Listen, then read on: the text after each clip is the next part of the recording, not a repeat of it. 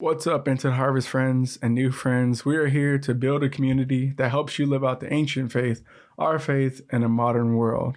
I think what's awesome about our crew is that we're trying to do that every single day, and we hope to help you do the same. My name is Lakeith. I'm your host. There will be no history made today, guys. I'm sorry. Abby, Andrew, how you guys doing? Doing great. Yeah, I'm doing good. Abigail, I know you guys have been through some crazy weather. Yeah, you're in Texas. Come on, Abby. Give us something. So what's the latest? I know. It is 70 degrees and sunny outside, and you would not guess that we had a snowstorm last week, but we did. Wow. It was 2 snowstorms back to back. Very exciting. We got to host a friend's family from across town because we actually never lost power, never lost our water, but we may have literally been the only people in all of San Antonio that did not lose at least one of those things. So we count ourselves very, very lucky. But I'm just going to go ahead and say I am not cut out for northern living. People up north, bless you, but like Abigail could not hang. Like at all. And by the way, I needed like a full-on mudroom to hold all the like accoutrements for outdoor activities. Oh man. Gloves and hats and then little jackets and then bigger jackets to go over the top and boots and no, just not having it. Anyway, we survived and we're back to like our regularly scheduled programming of Texas. Is the snow all gone mostly? Like is it? Oh yeah, totally gone. What? Oh my goodness. Our snowman lasted a pretty long time because he was in the shade, and then he lasted even longer because the little shirt we had on him was just still on his little body. I'm like talking about him like he's real. Anyway, there was just a tiny amount of snow left yesterday, and we took his shirt off, and now he's gone. Aww. So it's like it never happened. Poor Jackie.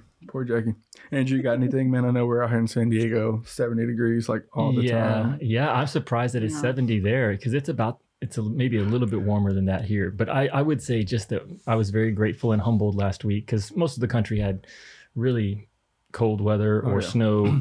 And, you know, Abby, like you were saying, quite a few folks in Texas were without power, without running water. So Scary. Definitely glad to hear that you guys are back and running. The power's back on, I guess, for most folks.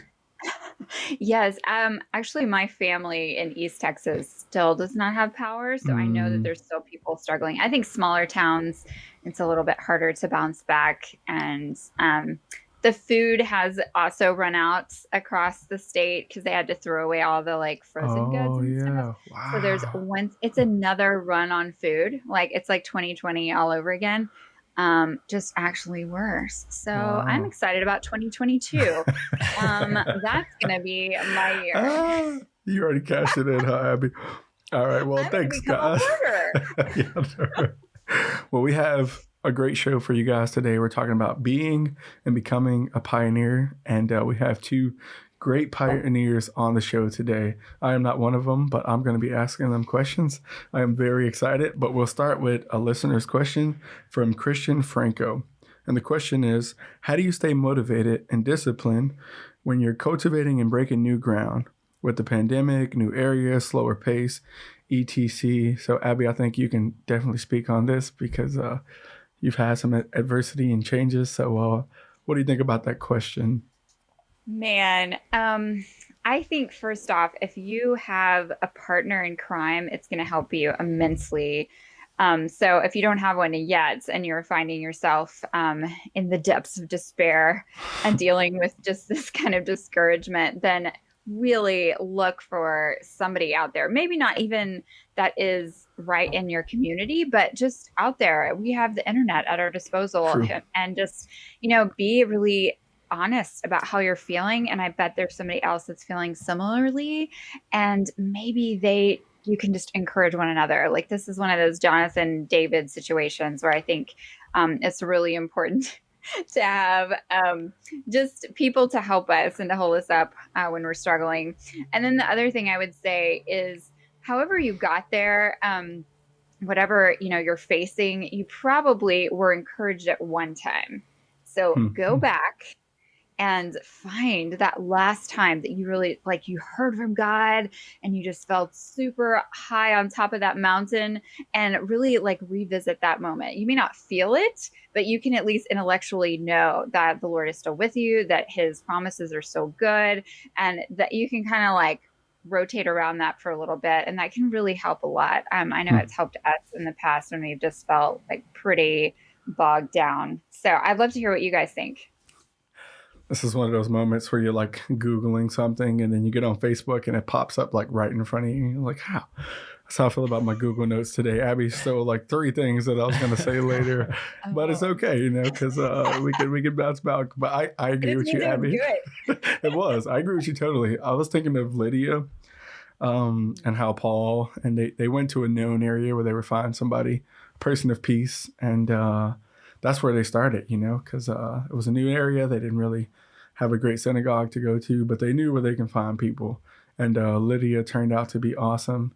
I don't know if Abby was planning to imitate her with her headband today, but I think of people of peace like Lydia, just go to known places like social media, ask around. Maybe there's some friends that know some believers or people who might be, you know, asking questions about the faith, and you can be that person that intercedes. So how about you, Andrew? I was thinking about part of what Christian had asked in his question had to do with not seeing as much outward fruitfulness, and that's to be expected. Usually, when you're starting something new or you're in a new area, you know, the Bible uses a lot of references to planting and cultivating and then reaping.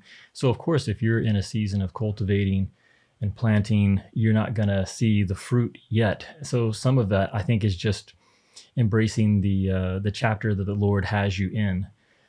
So if you're in a season of breaking new ground, then try not to put try not to overlay the expectations that you may have had in the past for a time of fruitfulness, because that's just the way it works. That you start off by cultivating and planting, and then there's a season of fruitfulness that comes.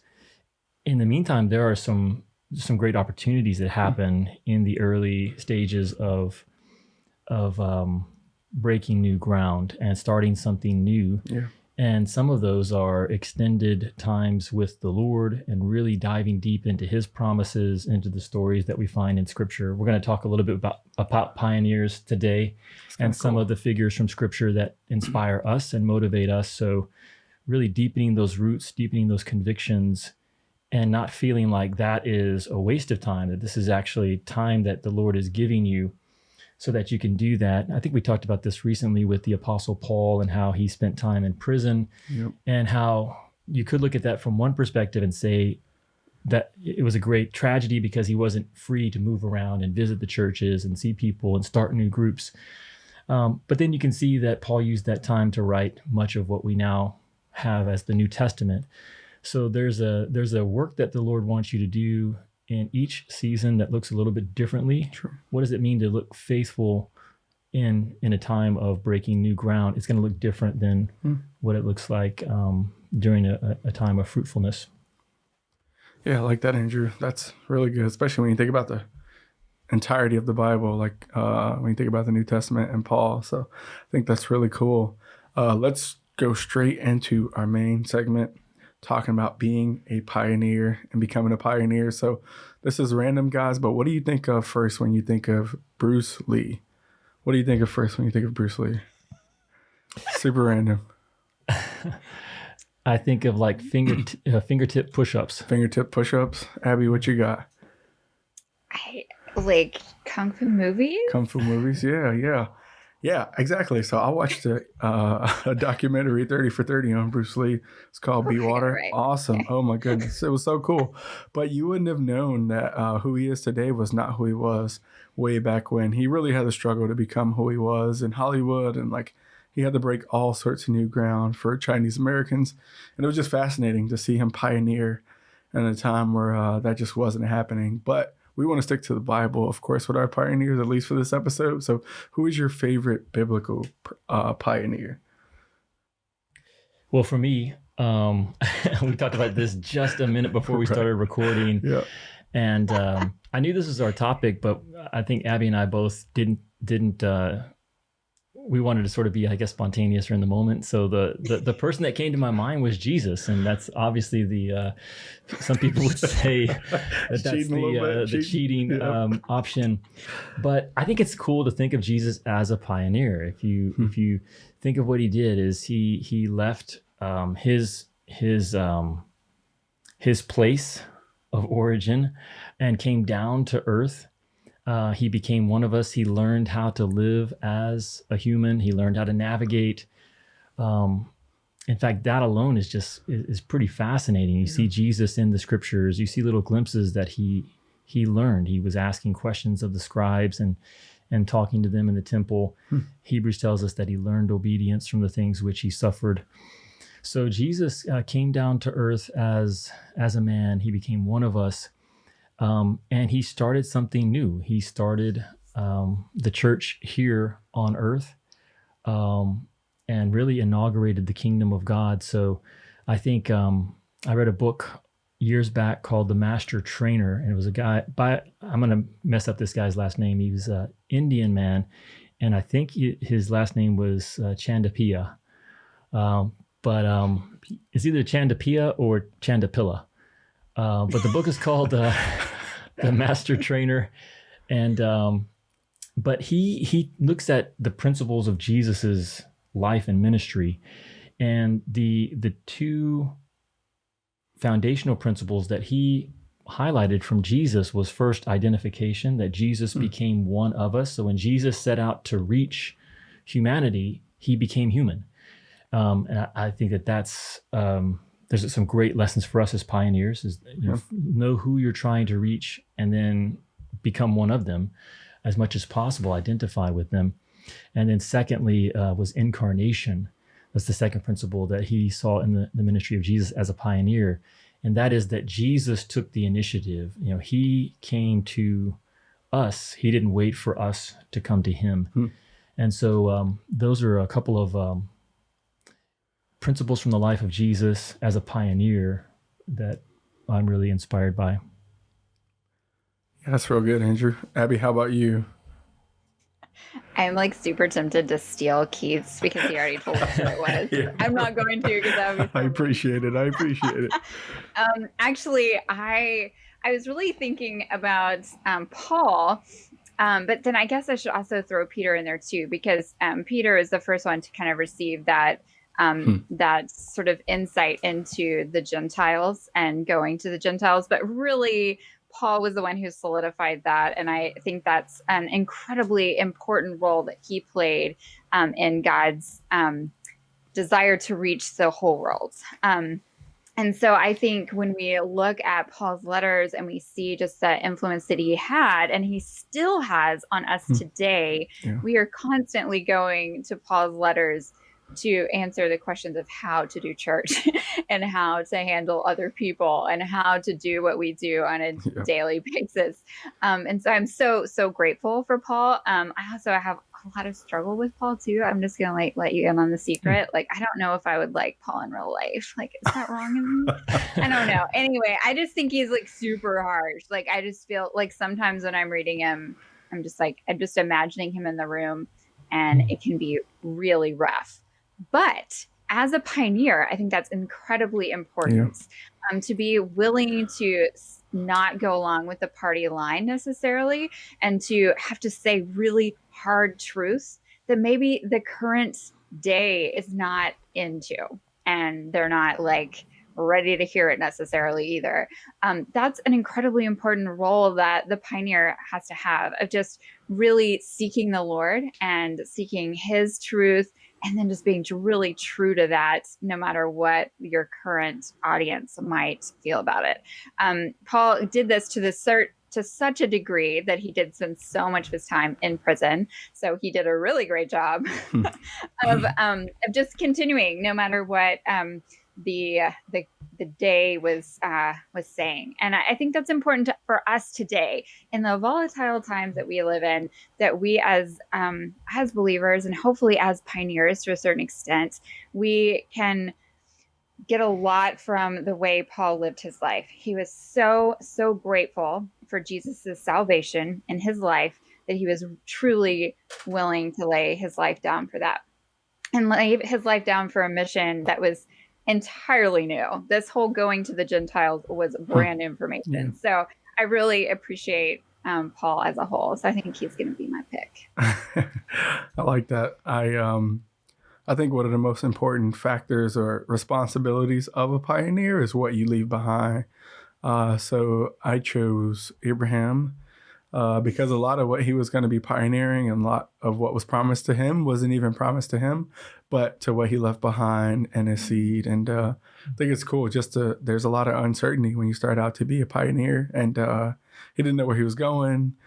It was going to cost him a lot as far as his family. I'm sure he got a lot of questions about, bro, where are you going? Like, why are you leaving?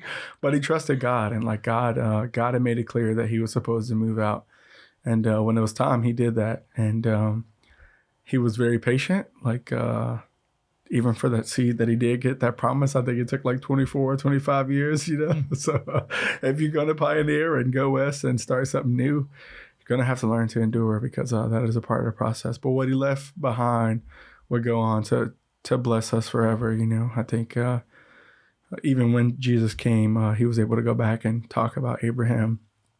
Of course, so I had to go with Abraham. I thought he just had a unique story about pioneering. So the next question is a little bit more personal, and this is the one I'm the most excited about because, like I said, I have two great pioneers here. In my opinion, they're great. So if you don't think so, sorry, that's my opinion. But Andrew, we'll actually start with you. I call this next question Questions for Pioneers. Like, when did you know? Where did it start? And what impact has it had? So Andrew, you were with an organization for 20 years, and you kind of just jumped out of a plane with no parachute. You had security. The navigators had been used by God, like you had been called to them, and you had to take your family and your disciples and your all your funding like over to a new umbrella. So thank God I got to be there for that journey. But what was that like? Like, and what impact has Into the Harvest made, and I guess in your view?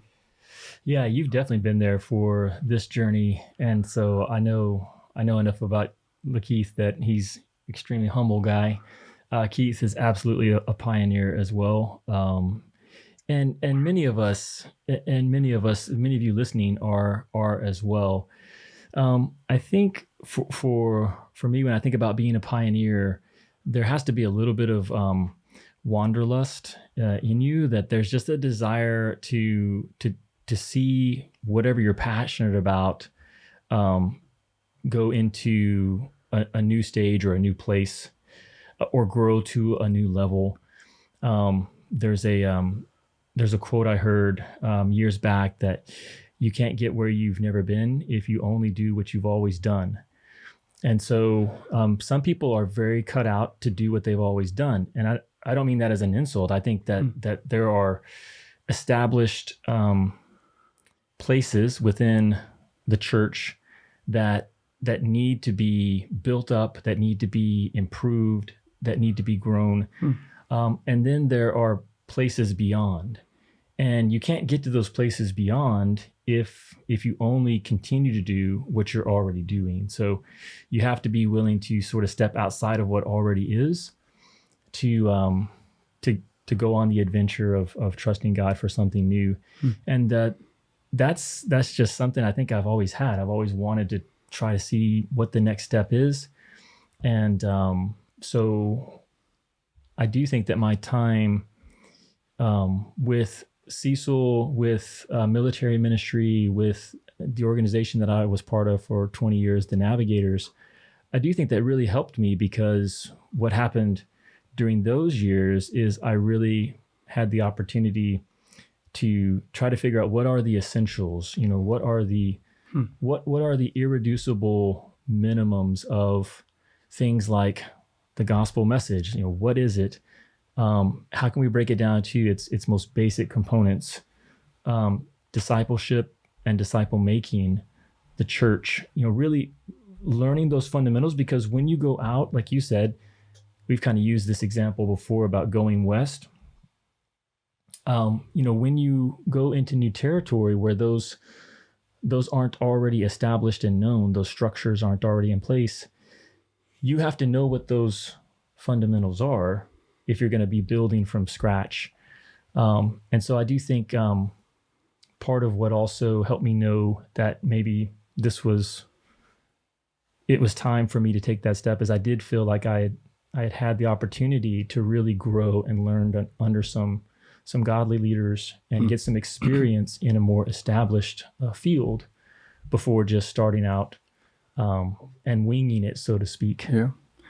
Andrew, what was your biggest fear though? Like when you sat out and like what was the thing I guess you were the most worried about, Man, I used to compare. I used to compare sharing God's message and making disciples to playing in an orchestra. And I think when you're part of a solid team that's all on the same message, it's like you're one instrument and you're playing in a collection of performers, so to speak. And if you get something wrong, there's protection in that because there's other people that are there sounding the right tune, so to speak.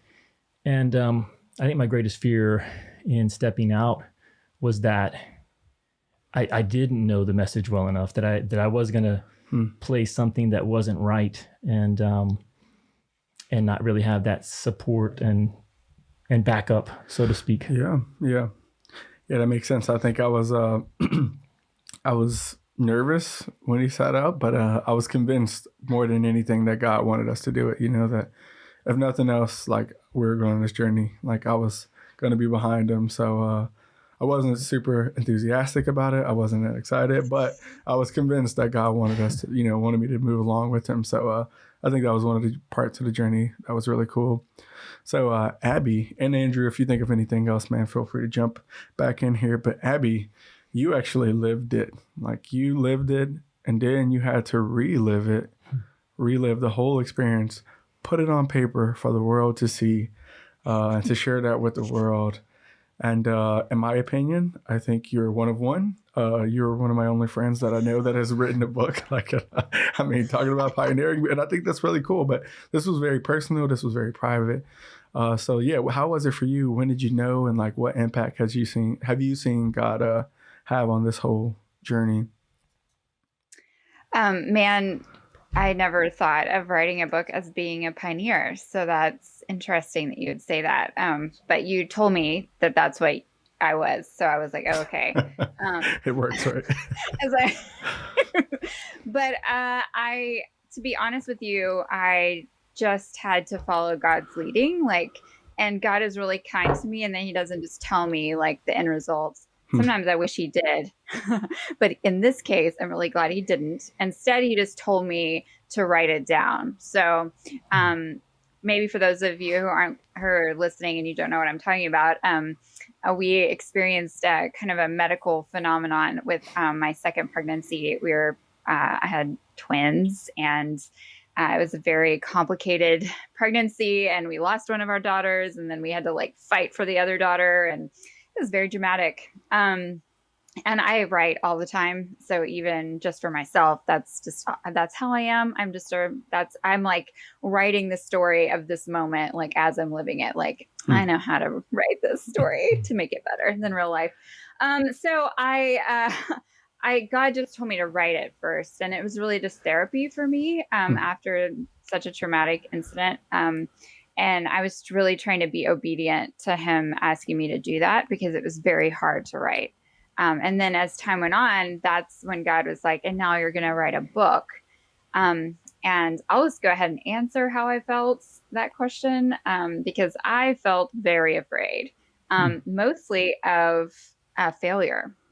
As my personal temperament goes, I like to survey the scene and then really fake it until I make it and seem as though maybe I'm a success at life.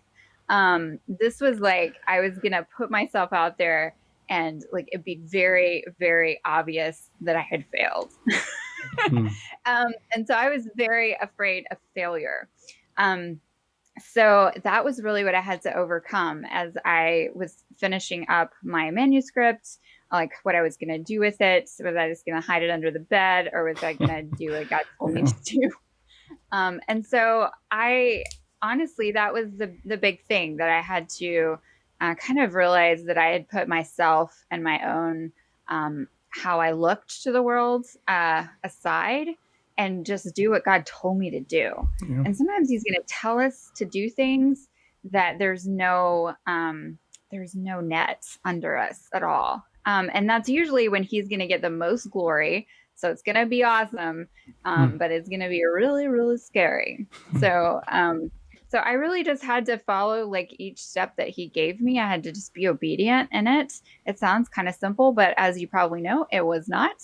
And so there was a lot of like fighting in my spirit and like questioning God. And I'm very grateful that He held my hand the whole way, because I'm not a pioneer. Abby, it sounds like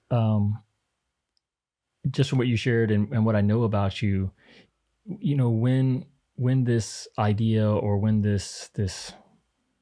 when it was clear that you were to write a book, it wasn't necessarily out of left field, right? I mean, you like you said, you are a writer, you enjoy writing. That's the way that you already sorted through what was going on in life. And so it wasn't completely unfamiliar.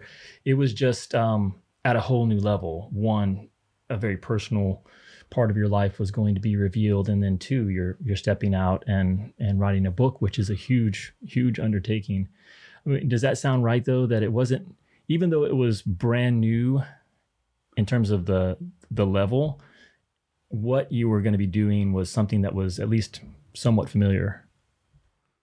Right. Like, I guess I already was a writer to a certain degree. And I think that's maybe similar to your story too. You had already, pioneered new ministries and places where maybe there wasn't a NAV ministry before. So you had already taken like certain steps. And I think that that's maybe one of the common threads that we have here, that God has usually like already been training you. Right. And but I think that that's visible with hindsight, right? Like in the moment, it's more scary. I mean, maybe Andrew was probably totally cool with it. I think in hindsight, you can see how God has, prepared you for something or trained you in something. Yeah. I've been blogging for years and years and putting, stuff out. But so I, knew to some level what I was getting into. But yeah. So that's a good observation, though, that I think is similar also with your story, too, that the Lord doesn't just drop you in water and be like, learn to swim. Right, like He's already been like helping you in the shallow end for a while. Right. Yeah, Abby, real quick, I cheated and looked at some of the reviews. You have like almost like 35 reviews on Amazon, all 5 stars. So I think it was a success. And my wife definitely finished the book, and it actually brought actual tears to her. She got emotional because it was very heavy. Okay. And our co-host Andrew, everybody knows him really well. He had the feeling of tears when he read it. So so just to be clear, Abigail wrote a book called The Day Between. Day Between, yes. You can get it on Amazon. Yep. And several years back when she had first published it, I got a copy and I read it actually all in one sitting. It was on a cross-continental flight. And so, but yes, Abby, I had to stop. I mean, I've told you this, but I had to stop a couple times, just kind of put the book down, because I was gonna have moisture. The moisture was going to happen, and I could not allow that to happen. Friends, listening, please know that's also very funny. I make lots of really great inappropriate jokes at like inappropriate times to just add levity to a hard situation. Yeah. But yes, having Andrew feel the feeling of tears is one of my life victories, and I feel very good about it. That should be one of the like lines on the book cover. Gave Andrew the feeling of tears. Add it to the book. Well, I'll let you say that I think both of you have been very successful. I've been grateful to be a part of that journey and along the ride with you guys, because you need lots, and you need, people to ride the coattails of pioneers, who aren't too. No, I'm just kidding. But yeah, I have been super encouraged by you guys.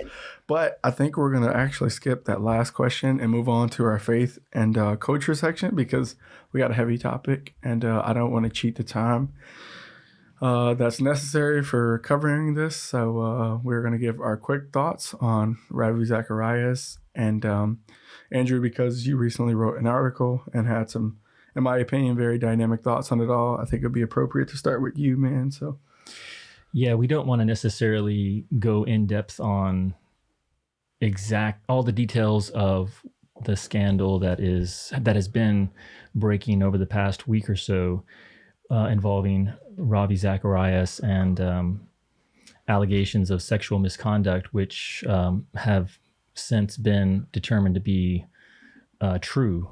These allegations by an independent investigation that was commissioned by the International Board of Directors of his organization, RZIM.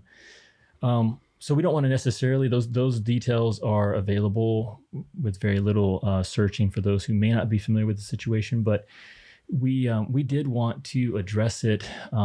This segment is faith and culture, and this is a current issue that is happening in culture that involves faith, and it's certainly something that believers around the world are grappling with over the past few weeks, in particular, since the investigation released its findings.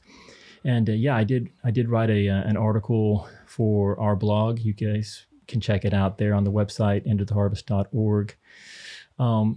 And it really has to do with the importance of looking at a scandal like this, and looking it in the eye, and not avoiding it, not trying to downplay it, but seeing it for what it really is, so that we can process it and then hopefully respond in a way that God would want us to, in a way that honors Him. And that's what I tried to do in the article, is not only address the situation, but then offer 4 biblical responses. So if folks listening haven't had a chance to check that out, I hope that they will. But we also wanted to spend a few moments talking about it on today's show. And I think we wanted to start off just by expressing how we felt hearing the news. So Abigail, why don't we start with you? When you first heard about this breaking news, how did you feel?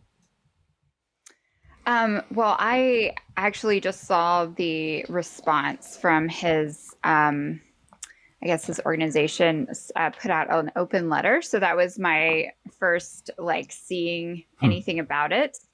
And so I read that all the way through, and I think that there's also, you can go and read the report, but I did not do that, because I felt like it was enough. Clearly, Andrew did, though, because he added some more details in the article. So then when I was editing Andrew's article, I had to learn more. So I guess to share how I felt is I didn't want to know the details. Right. I was incredibly saddened by it. I was also very sensitive, just as a female, and just thinking about these women particularly, I was pretty sick about it. And also my other real reaction herein, which I'm still working through, is wanting to cast some blame about. That's what I wanted to do. I was kind of okay, he is one dude who is clearly has some sin issues, but he is got a bunch of people around him, right? That's what I kept thinking. Yeah. And I don't know the details. I don't know how his organization was run, and I don't know any of those things. But I then kind of had to be introspective myself and just think about how I react to my leaders, and how I react to those who are in my actual on the ground leadership here in San Antonio. So my leaders here, how I react to Andrew, who's kind of my Into the Harvest boss, how I react to big, famous Christians, so to speak, in quotes, that I see on Twitter, and, who have a voice for the Christian community.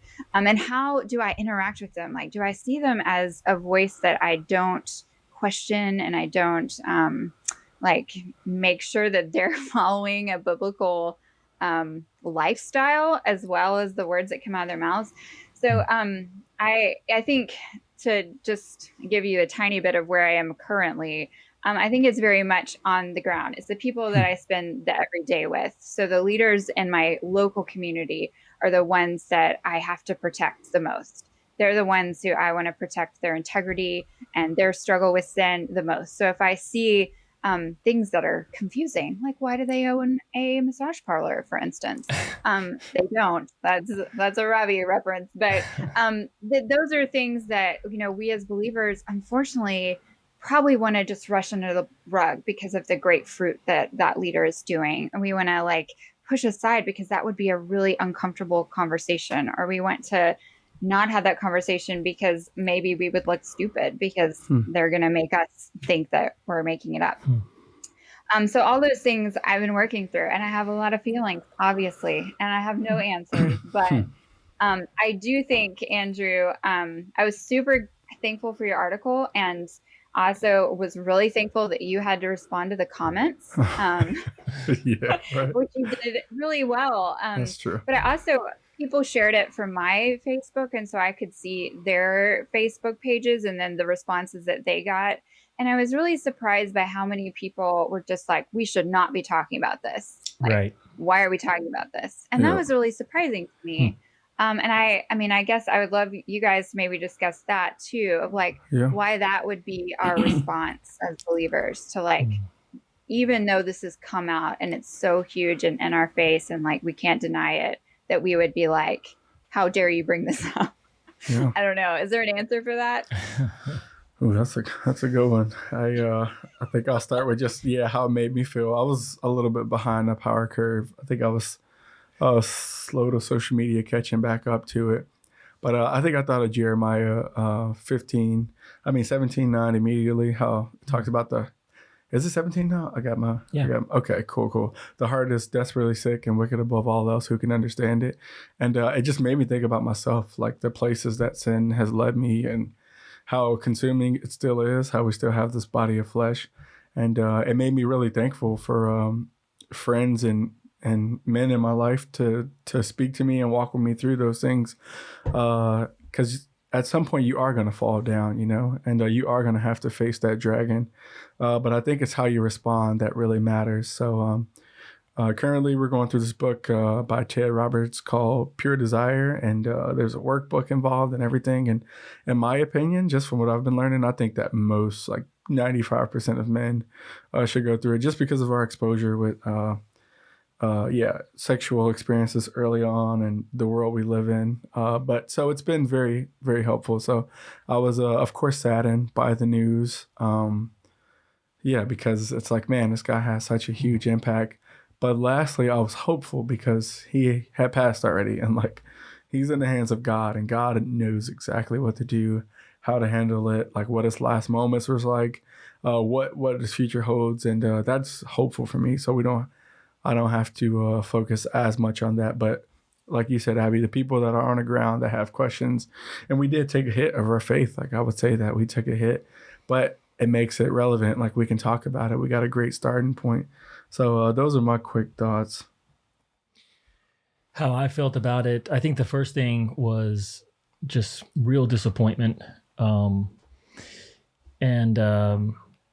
Maybe shock. I don't know, shock may be too strong of a word, but shock. You know, part of what made it so unsettling is that, you know, Ravi has been one of the most articulate speakers on Christian faith and defending the faith and explaining it in very practical, powerful language. And so you kind of know, like, hey, this guy had the answers. Like he knew the information. So he wasn't acting in ignorance by any stretch. And then the other thing is that he was, you know, he had such longevity. I think that's the other thing. It wasn't like this guy. He wasn't like someone who rocketed to prominence over the past few years, and then you found out that there was something going on. You know, this was someone who was in the public eye for years, decades. And so I think that's the biggest thing is disappointment and shock. And then I don't know if anger is the right word, but I would say that I've seen some of the people responding a little more and giving Ravi, I think, a little bit more gentleness than what I would feel. I kind of feel like this is someone who Yeah. was willing to do some really damaging things to people over an extended period of time, and took great care to set it up so that he could continue doing that. So it was not something that was just a moment of weakness. So yeah, That's a good point, Andrew. Abby, maybe kind of shifting quickly to why do we not want to talk about it as believers? I think there's a few reasons that come to my mind, and you guys can jump in on this. But one is that it's just shameful. It's something that we don't want to talk about. We don't like. It's ugly, and we don't like to look at things that are unpleasant. But Ephesians 5 tells us that even though it's shameful to talk about the deeds done in darkness, we're called to expose them. Yeah. And so, of course, there's a huge part of me that would like to just move on and not really talk about or think about this situation. But I don't think that that's biblical. I think the rush to move on isn't one that comes from God. That's my own take, is that we really should take the time to look at what happened, and learn from it and process it, so that we can respond to it. And then, so I think that's one reason, is it's shameful. It's unpleasant. And then I think there's a second reason that people would say is that, well, hey, this obviously already reflects poorly on Jesus and on the church. So by talking about it, you're simply, you're just spreading it even more. Like you're making more people think poorly of Jesus and the church. But again, I don't think that that's a good reason not to think about it. I think that's sort of a fear-based a response, which I don't think we need to fear. Yeah. But what do you guys think as far as why people don't want to talk about it? Yeah, I think initially for me, it's depressing, like it reminds me of it's way more severe, but when I first heard about Rhett and Link, it was very like, oh man, it just almost crushes your soul. But I agree with you, Andrew, totally. I don't like to run from it. Like I think conflict to a certain degree is necessary, and it's healthy, because this can be a reason to point to Jesus. Like this can be we can leverage this, so it's not pleasant. Like it might look a little messy, but I do like that we are talking about it and engaging folks about it. And Andrew, I do agree with what you're saying about the Bible. The Bible does warn us that not many of us should become teachers, because we're going to be judged a lot more harshly, and that's terrifying, but it's true. It's in there. So. Yeah, I agree. And I love what you said, Keith, that, this is an opportunity for us to leverage the gospel, because really, under a microscope, the church is not a pretty picture. Just all through history, we have just done some real stuff in the name of Jesus.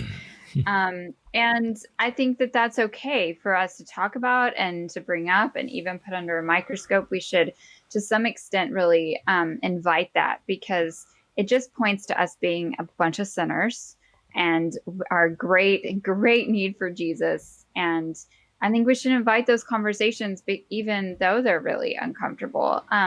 I think a lot of people probably just felt a reaction of just, we live in like a cancel culture. And so maybe they didn't know much about it. And so they just wanted to like react quickly of, protecting our own, so to speak. And like, let's take care of this internally, so to speak. But I really think that in instances like this, we have an opportunity and an obligation to pull back the curtain. Like, we are messy. Yeah. Messy things are going to happen in the body of Christ. And whether you're a mega church or like a house church, you're going to have messiness happen in your body because it's made up of sinners.